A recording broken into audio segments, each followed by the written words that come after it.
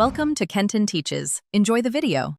In this video, I will explain how to change spark plugs on a Chevy Silverado 1500. This easy guide will help you perform this maintenance task efficiently. First, gather your tools, including a spark plug socket, ratchet, extensions, and a torque wrench.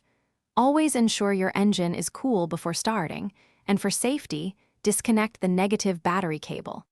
This preparation ensures a smooth and safe process. Now, let's get to the spark plugs. Carefully disconnect the electrical connector from each ignition coil. Then, unbolt and remove the ignition coils, setting them aside in order. Use your spark plug socket and extension to loosen and remove the old spark plugs.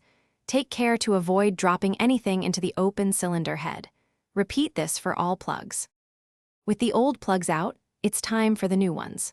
First, ensure the gap on your new spark plugs is correct, typically around 40 thousandths of an inch.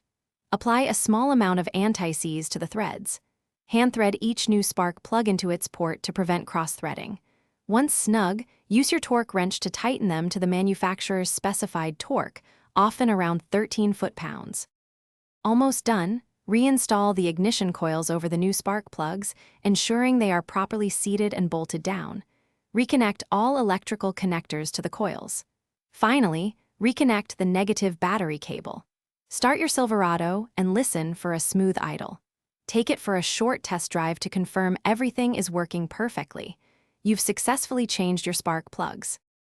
Thanks for watching. Please subscribe if this video was helpful.